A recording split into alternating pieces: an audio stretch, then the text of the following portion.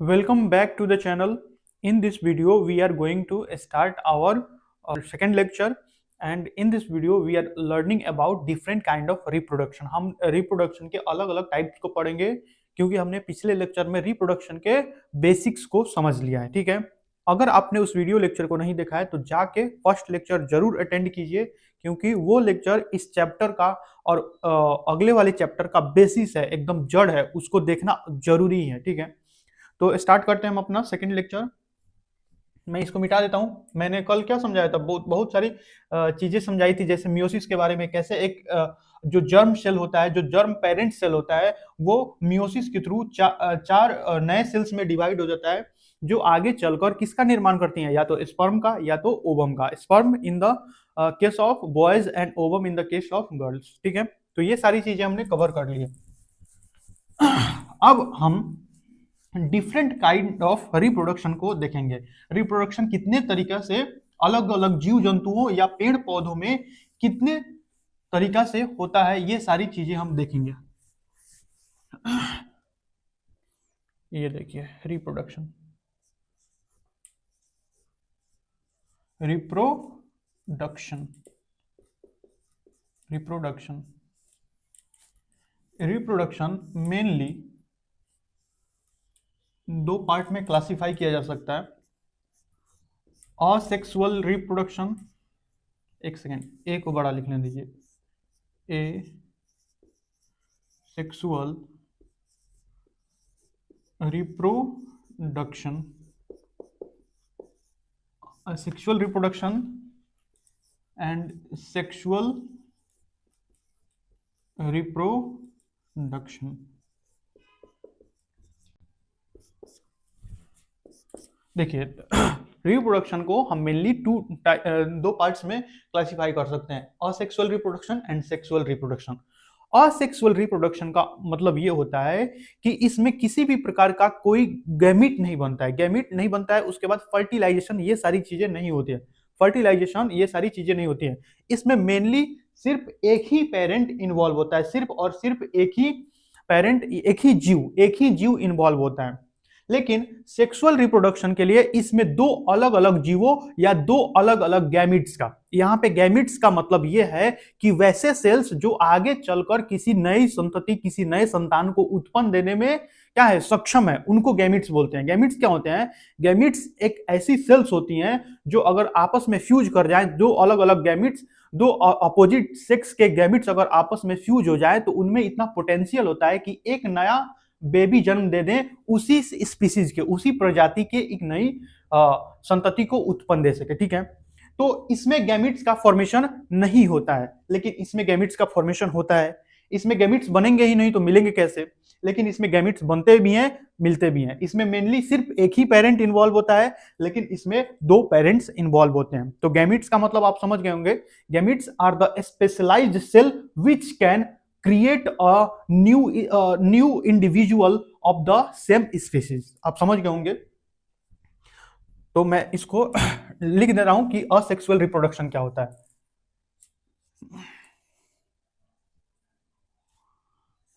Only one individual involve, only one individual और parent involve, only one individual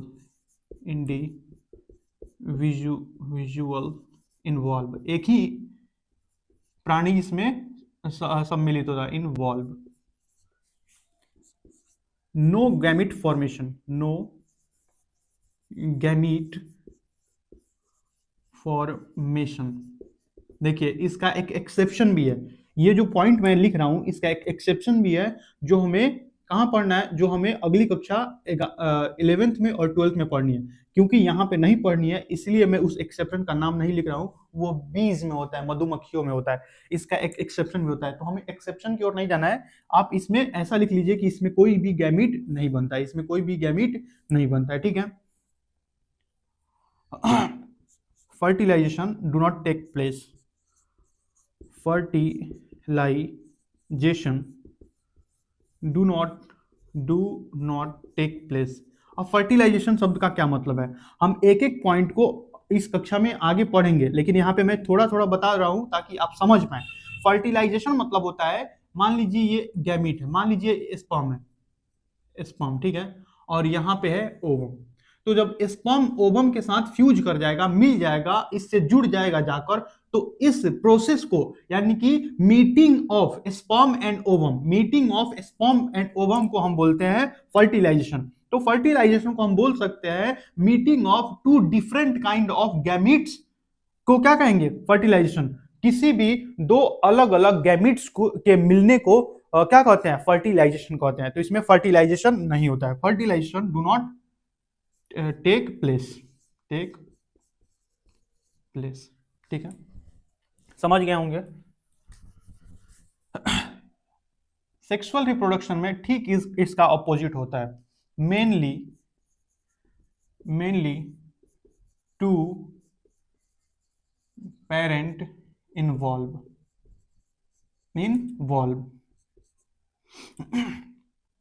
gamete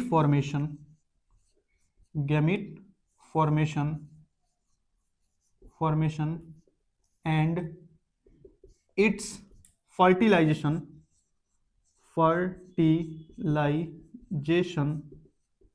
takes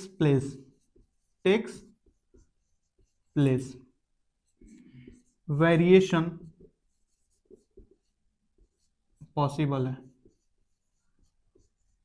but इसमें variation नहीं होता है, no variation.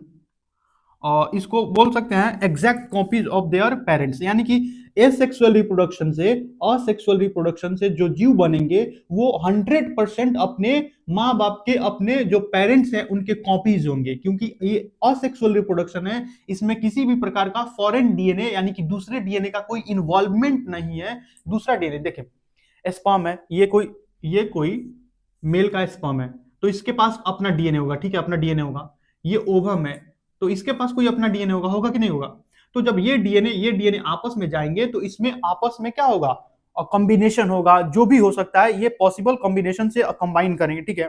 तो जो नया बेबी फॉर्म होगा उसमें फादर के भी गुण आएंगे और मदर से भी आएंगे। लेकिन मान लीजिए कि कोई एक ही जीव है और वो टूट कर दो भागों में बट जा रहा है, एक ही जीव टूट कर दो भागों में बट जा रहा है, तो क्या इसमें किसी दूसरे का डीएनए इन्वॉल्व हुआ, क्या इसमें किसी अदर डीएनए इन्वॉल्व हुआ है, नहीं हुआ है।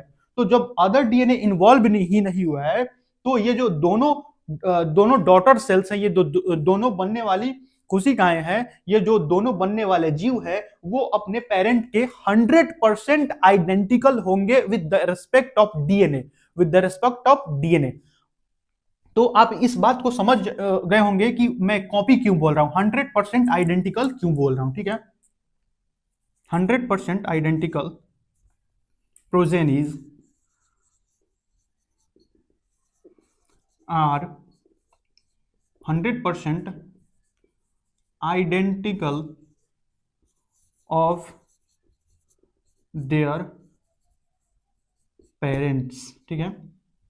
तो इसको नोट डाउन कर लीजिए, इसको क्या कर लीजिए, नोट डाउन। और एक एक पॉइंट को मैंने समझा दिया है, इसमें सिर्फ एक ही इंडिविजुअल इन्वॉल्व होता है, नो गैमिट फॉर्मेशन। अगर गैमिट फॉर्म भी हो रहा है तो और क्या होगा, उसका कोई काम नहीं होगा, ठीक है।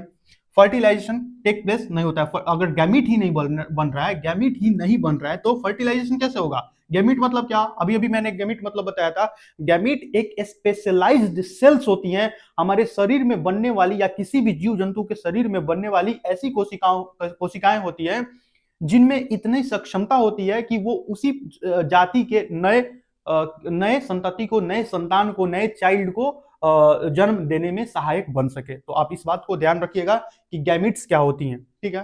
फर्टिलाइजेशन यानी कि दो गैमिट्स का मिलना, मेल गैमिट और फीमेल गैमिट के मिलने को, meeting of male and female gamete is called fertilisation.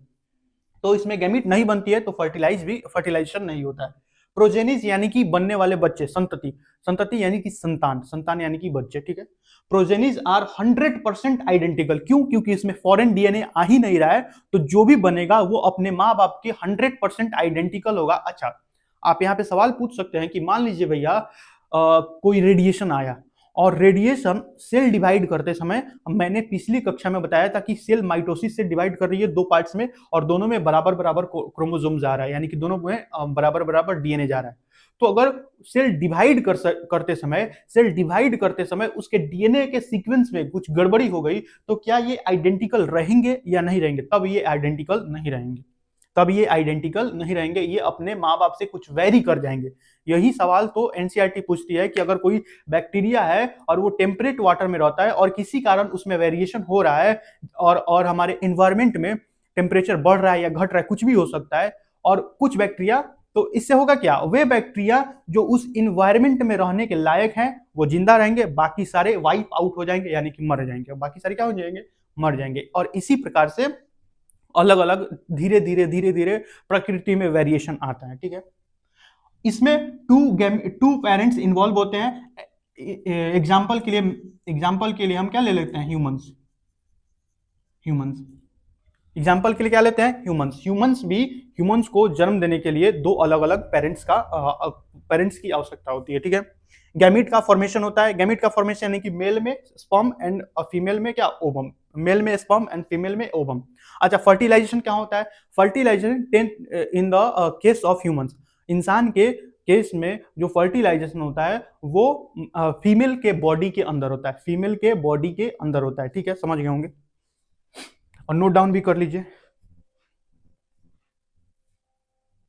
चलिए, नोट डाउन कर चुके होंगे। अब हम अपने अगले टॉपिक यानी कि असेक्सुअल रिप्रोडक्शन के जितने टाइप्स हैं उनको पढ़ने वाले हैं। ठीक है, मिटा दे रहा हूं।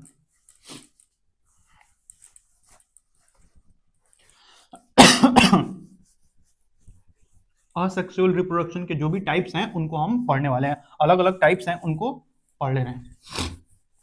तो अब हमारा हेडिंग होगा asexual reproduction.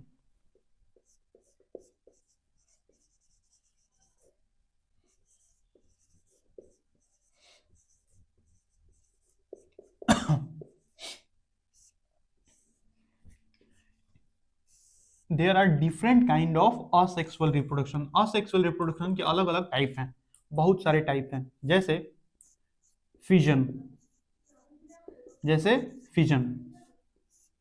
Budding, sorry, regeneration,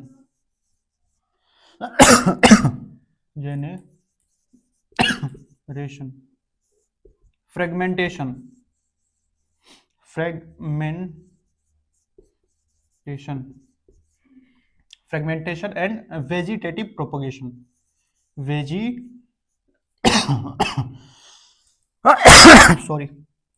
vegetative propagation. देखिए, ये सारे टाइप हैं किसके? एसेक्सुअल रिप्रोडक्शन के। ये सारे टाइप हैं जो अलग अलग जीव परफॉर्म करते हैं। मुझे एक सेकंड टाइम दीजिए, अचानक से बहुत ज्यादा खांसी आ रही है। फिजन, बडिंग, सी, regeneration, fragmentation and vegetative propagation. तो ये सारे अलग अलग एसेक्सुअल रिप्रोडक्शन के टाइप है, यानी कि इन सभी टाइप में न तो गैमीट का फॉर्मेशन होगा, न ही उनका फ्यूजन होगा, ना ही जो नया जीव बन रहा है उसमें कोई वेरिएशन नहीं होगा, अनटिल एंड अनलेस कोई बाहर से रेडिएशन या डीएनए में चेंज नहीं हो रहा है, तब तक कोई क्या नहीं होगा? वेरिएशन क्रिएट नहीं हो सकता है। और जो जीव बनेगा वो अपने माँ बाप के 100% आइडेंटिकल होगा, 100% आइडेंटिकल होगा। तो हम अब फिजन को देखेंगे कि फिजन क्या होता है। अच्छा, फिजन भी दो प्रकार का होता है, binary fission and multiple fission. तो सबसे पहले आप इसको एक अच्छे से पूरे एक पन्ना में नोट कीजिए। पूरे अपने पन्ना को क्या कीजिए? हॉरिजॉन्टल कीजिए और उस पर एक पूरे पन्ना पर नोट कीजिए, क्योंकि ये जरूरी है। और आप भी देख सकते हो कि मैं छोटा छोटा नहीं लिखता हूं, मैं बड़ा बड़ा लिखता हूं। आप भी इस तरह कोशिश कीजिए कि बड़ा बड़ा लिखें, ताकि आप जब रिवाइज करें तो एकदम क्लियर दिख सके। क्लियर क्या हो सके? दिख सके, आपको ढूंढना नहीं पड़े। इसलिए आप भी बड़ा बड़ा लिखने का कोशिश कीजिए। Multiple fission. तो यहाँ पे रह गया ये। अब हम पढ़ेंगे फिजन। फिजन क्या होता है, फिजन कैसे होता है, फिजन किन किन एनिमल्स में या किन किन प्लांट्स में होता है या नहीं होता है, ये सारी चीजें हम अभी डील करने वाले हैं। मिटा दूं, मिटा दूं। फिजन के बाद बर्डिंग, रीजनरेशन, फ्रेगमेंटेशन, वेजिटेटिव प्रोपोगेशन। चलिए मिटाते हैं।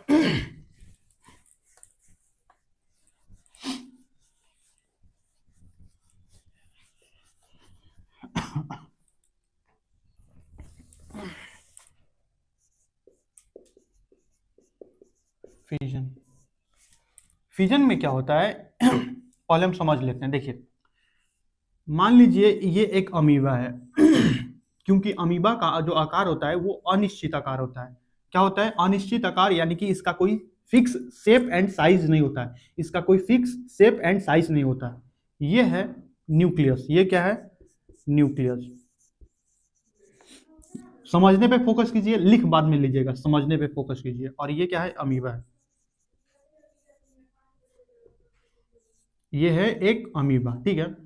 तो अमीबा जब अपने पूरे साइज में ग्रो कर जाता है, यानी कि उसका साइज जब मैक्सिमम हो जाता है, वो अपने वृद्धि के सबसे, वो अपने सेल के ग्रोथ के सबसे अपना पीक पे होता है, तो क्या होता है, ये जो न्यूक्लियस है इस पे अपना कंट्रोल खोने लगता है। कंट्रोल क्या होता है, खोने लगता है।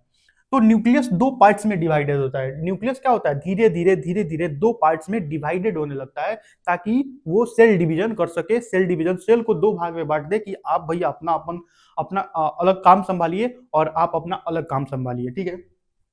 तो सबसे पहले जो न्यूक्लियस है वो दो पार्ट्स में, बीच से दो पार्ट्स में डिवाइडेड होना शुरू हो जाएगा। तो ये रहा अपना क्या, अमीबा, और ये रहा उसका न्यूक्लियस, ये रहा उसका न्यूक्लियस। ऐसे इसमें साइटोप्लाज्म होंगे। ये स्यूडोपोडिया है, स्यूडोपोडिया। यहाँ पे एक साइटोप्लाज्म होंगे। ऑब्वियस सी बात है, साइटोप्लाज्म तो होगा ही ये, क्योंकि सेल है तो सेल के भीतर क्या होगा। और डिफरेंट काइंड ऑफ सेल ऑर्गेनिली भी होंगे। मैं बना नहीं रहा हूं, मैं यहाँ पे समझा रहा हूँ कि फिजन होता कैसे। और जब ये डिवाइड कर जाएंगे, जब ये डिवाइड हो रहे होंगे, तो बीच से सेल भी, जो बीच से ये सेल भी, इसके भीतर फरो बनने लगेगा, एक गड्ढा बनने लगेगा, गड्ढा। क्यों, क्योंकि साइटोप्लाज्म को, यानी कि जीव द्रव्य को भी आधा आधा बांटना है दो डॉटर सेल्स में। जो बनने वाली जो दो कोशिकाएं हैं उनमें भी आधा आधा साइटोप्लाज्म बांटना है, इसलिए इस सेल में गड्ढा बनने लगेगा। ऐसे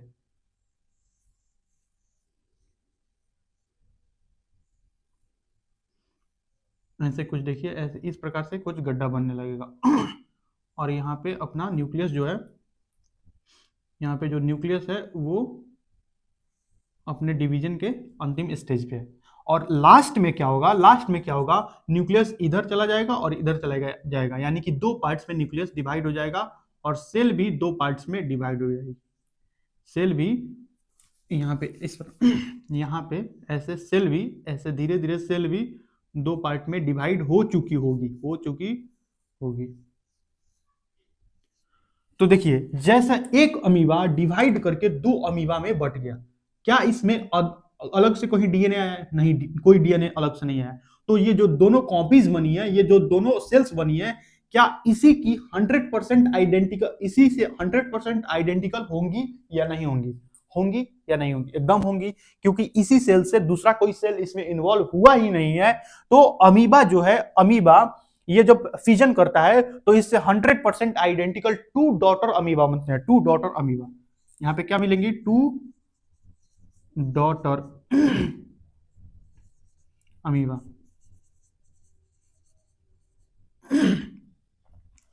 यानी कि इसको क्या बोल सकते हैं, in this type of reproduction, in this type of asexual reproduction, organism is divided into, unicellular organism is divided into two new daughter cells, two new daughter cells, two new daughter cells.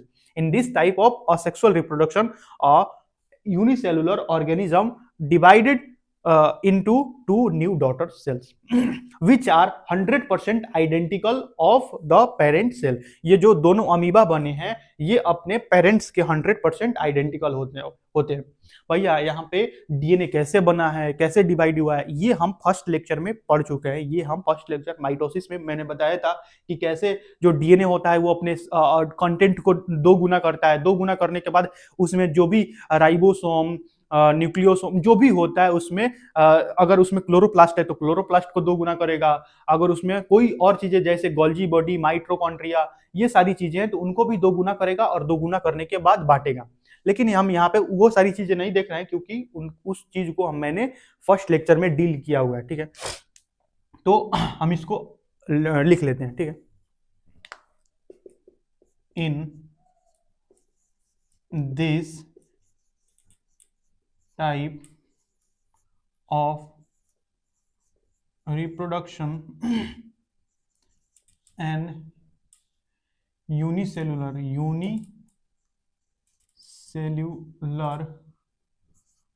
organism divide into two daughter cells।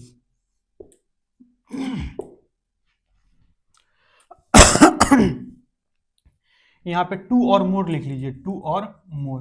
मोर किस case में होगा? To होगा binary fission में, to होगा binary fission में और मोर होगा multiple fission में। समझ रहे हैं? जो दो पार्ट्स में बटेंगी उनको हम बोलेंगे बाइनरी, बाई मतलब दो, बाइनरी फिजन। और अगर एक दो से अत्यधिक बन रहे हैं उनको हम बोलेंगे मल्टीपल फिजन। अच्छा भैया ये होता किस में है? ये अमीबा में होता है, पैरामीशियम में होता है,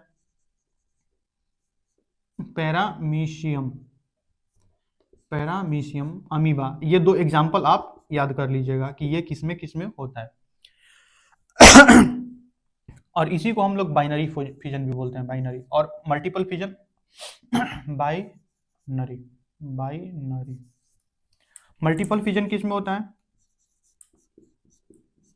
मल्टीपल फिजन, जो मल्टीपल फिजन है वो प्लाज्मोडियम में होता है, प्लाज्मोडियम क्या होता है? हमारे भीतर, इंसान के भीतर जो मलेरिया कॉजिंग एजेंट है वो प्लाज्मोडियम होता है। और प्लाज्मोडियम के भीतर मल्टीपल फिजन होता है। कैसे होता है? जब प्लाज्मोडियम क्या होता है? यूनिसेलुलर होता है। अब देखिए इसमें क्या होता है, इसके अंदर ही अंदर अनेक जो इसका न्यूक्लियस है वो बहुत सारे पार्ट्स में डिवाइड हो जाएगा, बहुत सारे पार्ट्स में। यानी कि इसका न्यूक्लियस टूटने के बाद यहाँ पे क्या हुआ है? यहाँ पे न्यूक्लियस टूटा है और उसी समय क्या हुआ है? सेल का जो साइटोप्लाज्म है वो भी टूट गया है। न्यूक्लियस टूटा है, सबसे पहले क्या टूटा है? न्यूक्लियस। सबसे पहले न्यूक्लियस डिवाइड हुआ है और न्यूक्लियस के डिवाइड होते ही साइटोप्लाज्म भी अलग अलग अपने आधे आधे पार्ट्स में चला गया है। लेकिन प्लाज्मोडियम के केस में क्या होता है? न्यूक्लियस भीतर टूटता रहता है, यानी कि न्यूक्लियस डिवाइड करता रहता है, साइटोप्लाज्म डिवाइड नहीं होता है। जब इसके पास फेवरेबल कंडीशन आएगा, जब इसके पास बाहर एकदम फेवरेबल, इसके फूड के लिए, इसके न्यूट्रिशन के लिए जब फेवरेबल कंडीशन आएगा, इसको टेम्परेचर फेवरेबल मिलेगा, इसके जैसा ये जैसा चाहता है इसको सर्वाइव करने के लिए, जीवित रहने के लिए जब टेम्परेचर उपलब्ध होगा तब क्या होगा? ये इसको तोड़ देगा। ये जो इसके प्रोटेक्टिव लेयर है, इसको प्रोटेक्टिव लेयर को तोड़कर और यहां से निकल जाएगा। तो मल्टीपल फिजन है ये किसमें हो रहा है? मल्टीपल फिजन किसमें हो रहा है? प्लाज्मोडियम में। प्लाज्मोडियम क्या कॉज करता है? Cause malaria.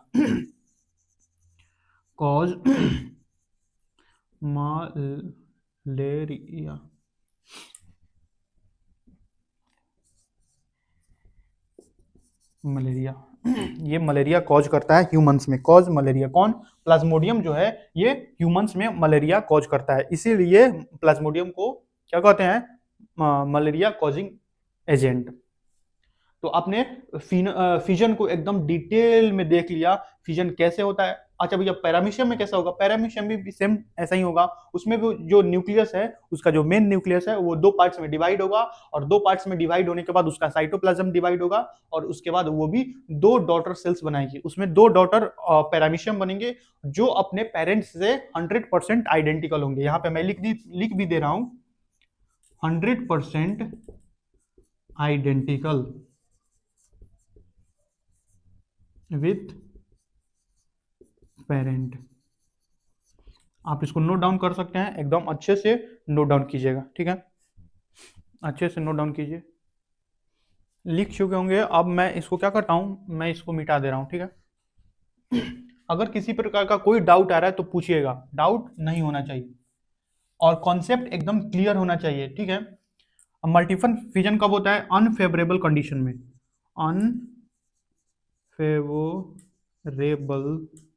कंडीशन, अनफेवरेबल यानी कि ऐसा कंडीशन जब ये जीवित नहीं रह सकता है तो ये अपने ऊपर एक प्रोटेक्टिव लेयर बनाएगा। क्या बनाएगा? Protective layer, protective layer.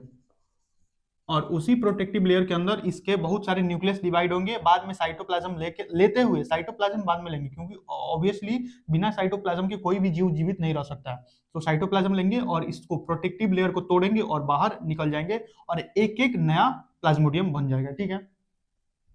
तो अच्छा, ये बैक्टीरिया में भी हो सकता है, पैरामीशियम एंड बैक्टीरिया भी लिख लीजिए, बैक्टीरिया, ठीक है। अब हम चलते हैं अपने second type of asexual reproduction which is budding, which is budding. जो दूसरा टाइप है वो है बडिंग। बडिंग पे चलते हैं, मिटा दूं। नोट्स एकदम अच्छा बनाइएगा, नोट्स अच्छा होना चाहिए।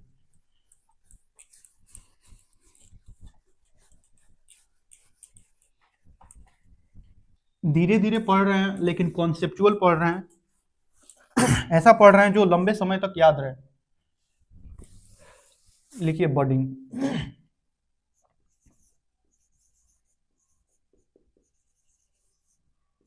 देखिए बडिंग में होता क्या है।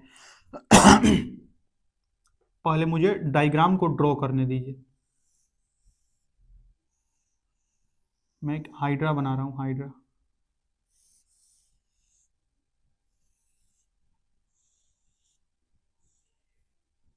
ये रहा हाइड्रा, ठीक है। तो सबसे पहले होता यह है कि हाइड्रा के बॉडी से, ये कुछ ज्यादा बड़ा हो गया क्या? नहीं, ठीक है। हाइड्रा का जो बॉडी है उस बॉडी से एक छोटा सा स्मॉल सा बर्ड टाइप का कुछ निकलता है, बर्ड टाइप का कुछ निकलता है, ऐसे बर्ड टाइप का, ठीक है। और ये बर्ड बाद में ग्रो करता है, ये बर्ड बाद में ग्रो करता है। आप इस पोर्शन को बार बार बना लीजिएगा, मैं इस पोर्शन से नीचे बना रहा हूं, या पूरा बना दो, पूरा ही बना दे रहा हूं।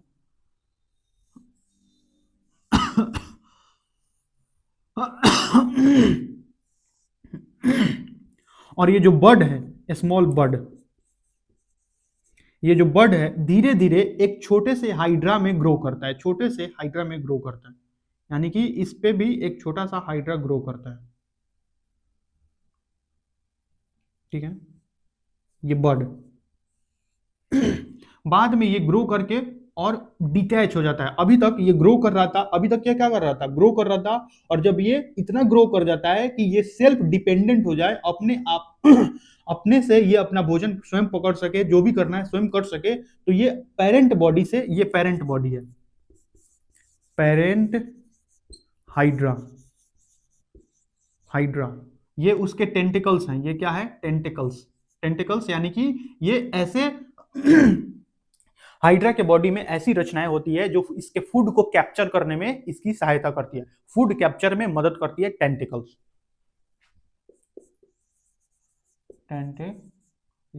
टेंटिकल्स, ठीक है। और ये स्मॉल हाइड्रा विच इज अब देखिए क्या होगा। बारिश हो रही है जिसके कारण मुझे सर्दी खांसी शायद हो सके।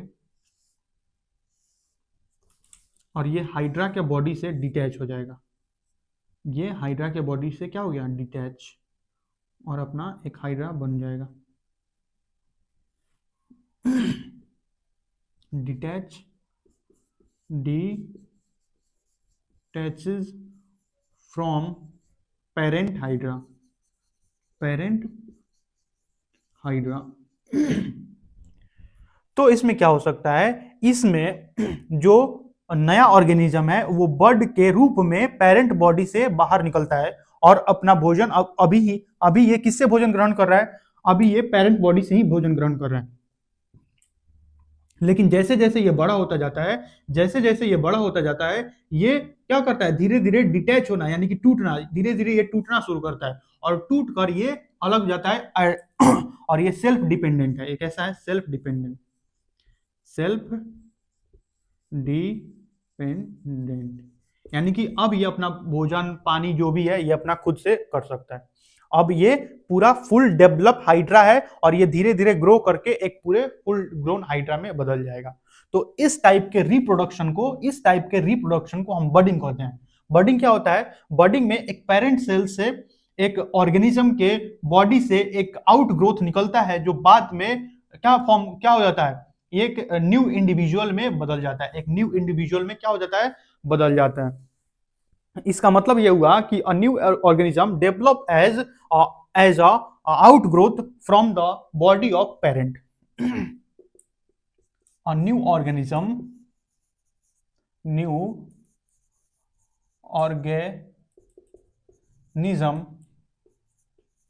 Develop on the parent body and and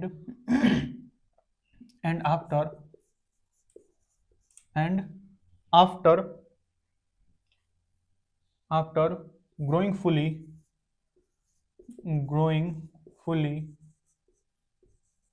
it detaches from the parent, it detaches from the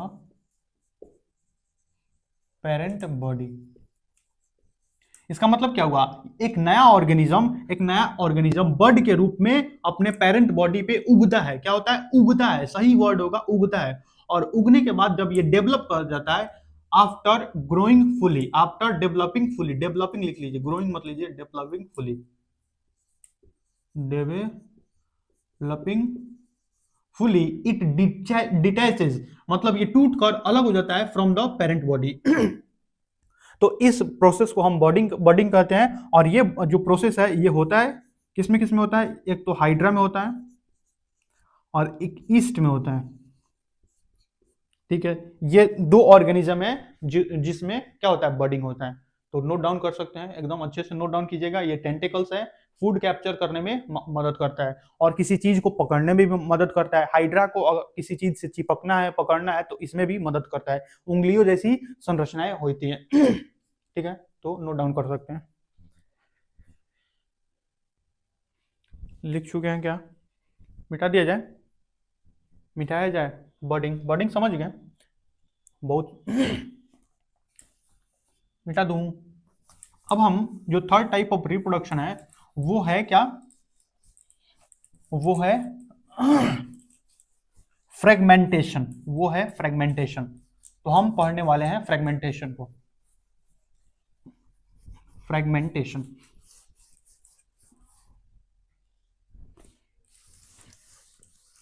तो अपना टॉपिक लिखिए फ्रेगमेंटेशन, फ्रेगमेंटेशन। देखिए फ्रेगमेंटेशन क्या होता है। फ्रेगमेंटेशन, पहले मुझे डायग्राम ड्रॉ कर लेने दीजिए ताकि मैं अच्छे से समझा पाऊं।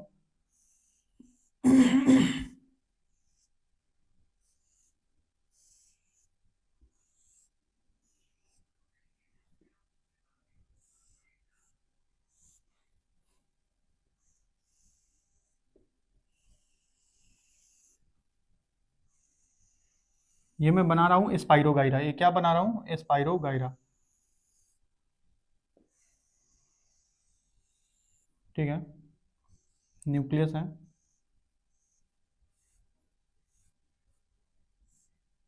ऐसे करके कुछ ऐसे रहता है। ठीक है, और इसमें जो होता है, इसमें होता है स्पाइरल, क्या, स्पाइरल क्लोरोप्लास्ट, स्पाइरल क्लोरोप्लास्ट।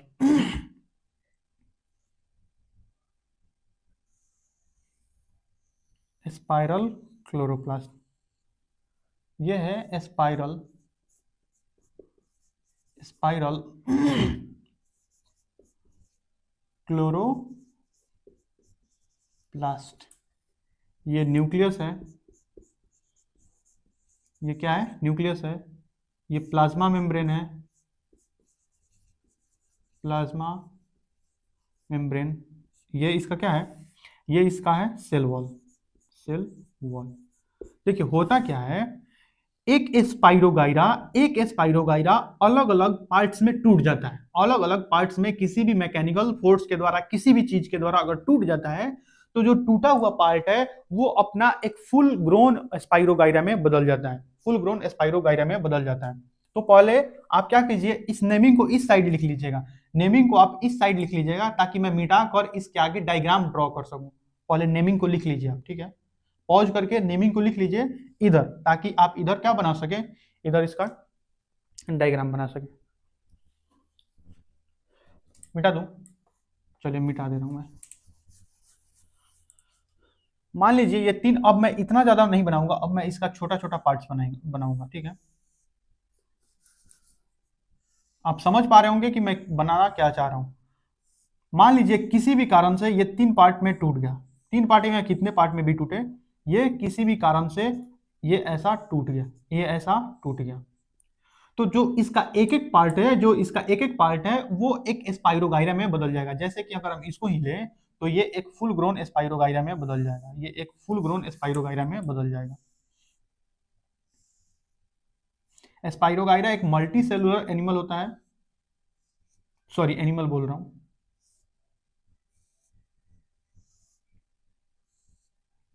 ये रहा आपका स्पाइरोगाइरा। स्पाइरोगाइरा एनिमल नहीं होता, प्लांट होता है।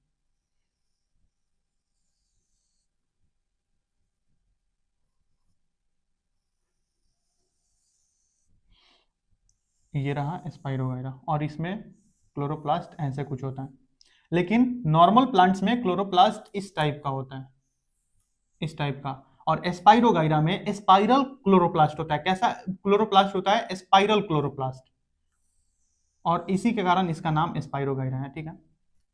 तो आप देख रहे हैं कि जब एक पेरेंट का बॉडी अलग अलग पार्ट्स में टूट जा रहा है, और इस बॉडी के पास, अगर इस बॉडी के पास अगर कोई भी लिविंग सेल है, तो वो लिविंग सेल एक फुल ग्रोन क्या बना दे रहा है, फुल ग्रोन स्पाइरोगाइरा, यानी कि full grown parent like structure generate कर दे रहा है।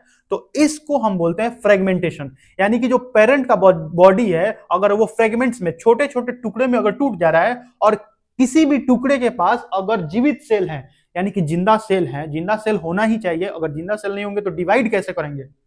तो अगर मान लीजिए इसके पास जिंदा सेल है, तो ये डिवाइड कर अपने पेरेंट जैसा स्ट्रक्चर बना ले रहा है, पेरेंट जैसा बॉडी बना ले रहा है, और इस प्रोसेस को हम फ्रेगमेंटेशन कहते हैं। In this type of reproduction, if the parent body is divided into many parts, each part will generate a body like parent, but a condition, जो फ्रेगमेंट है उस फ्रेगमेंट के पास क्या होना चाहिए, उस फ्रेगमेंट के पास लिविंग सेल होना चाहिए, उस फ्रेगमेंट के पास लिविंग सेल होना ही चाहिए। तो सबसे पहले इस डायग्राम को ड्रॉ कीजिए, इस डायग्राम को ड्रॉ कीजिए, fragments.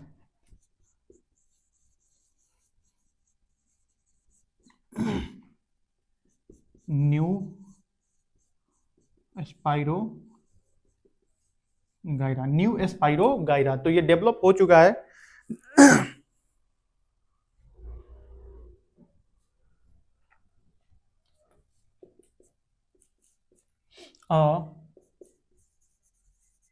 Parent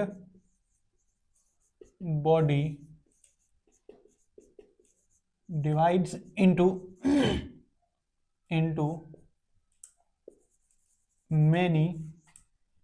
into many fragments,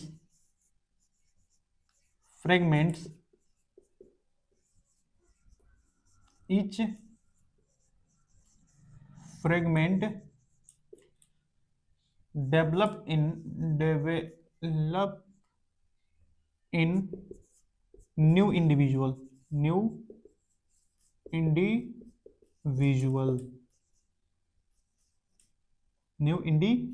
यानी कि एक नया जीव बना देता है। अगर जो पेरेंट का जो बॉडी है वो डिवाइड कर रहा है, किसी भी कारण से टूट जा रहा है, divided into many fragments, each fragment will develop in new individual, एक नया ऑर्गेनिज्म बना देगा। लेकिन इसमें यहां पे खास बात क्या है, इसमें बात यह है फ्रेगमेंट्स शुड हैव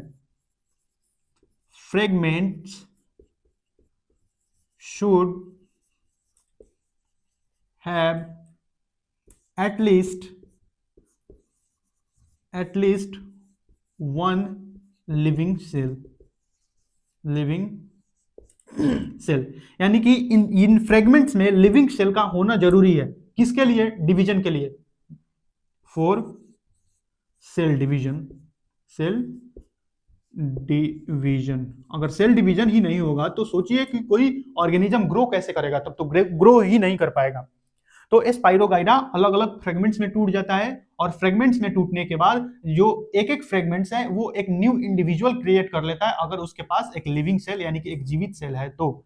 और अभी तक आप सेल वाले लेक्चर को नहीं देखे हैं तो सेल वाले लेक्चर में मैंने 7 लेक्चर डाल रखा है, उसको देख लीजिए। सेल एकदम बेसिक है, सेल आपका पीछा नहीं छोड़ेगा। अगर आप बायोलॉजी पढ़ने वाले हैं तो सेल आपका पीछा कभी नहीं छोड़ेगा।